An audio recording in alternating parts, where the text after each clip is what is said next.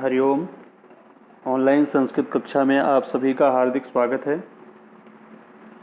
हम लोग प्रत्यय प्रकरण पढ़ रहे हैं।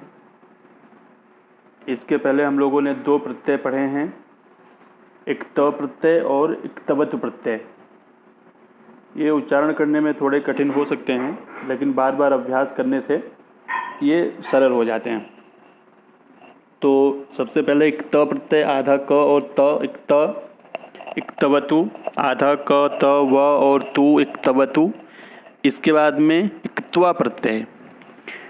एक त्वा प्रत्यय के नियम ये हैं, जब एक की समाप्ति के बाद दूसरी की क्रिया की जाती है और दोनों का कर्ता एक ही होता है तो पहली क्रिया में एक त्वा प्रत्यय का प्रयोग होता है।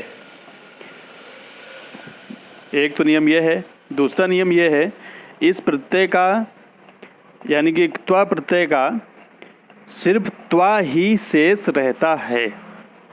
जब शब्द बनेगा, जब सेंटेंस बनेगा, उस सेंटेंस में आधा क का लोप हो जाता है, अर्थात गायब कर दिया जाता है उसको, और सिर्फ त्वा ही शेष रहता है। ये आप लोगों के समझने के लिए सरल भाषा में बताया हूँ। जैसे सह पठित्वा गृहं गच्छति, तो यहाँ पे पठ धातु है और इक्त्वा प्रत्यय है।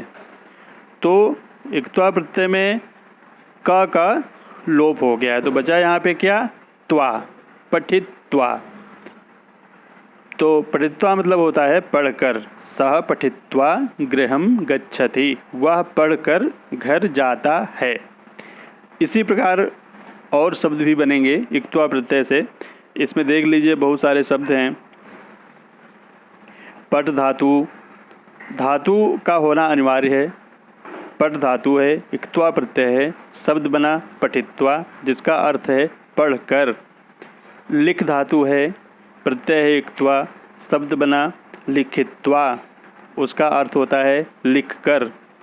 ऐसे ही खाद धातु है, हस धातु है, पत धातु है गिरना, क्रीड धातु है खेलने के अर्थ में, नी धातु है लेना, क्री धातु है करना, भू धातु है होना, गम धातु है जाना, दा धातु है देना, पा धातु है पीने के अर्थ में।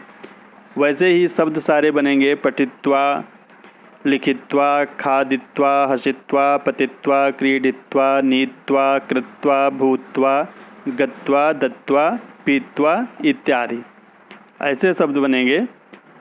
इसी प्रकार अन्य धातुओं से भी शब्द बनेंगे। इसका ध्यान रखिए, इसको याद करिए और कॉपी में लिखिए। ठीक है, धन्यवाद बच्चों।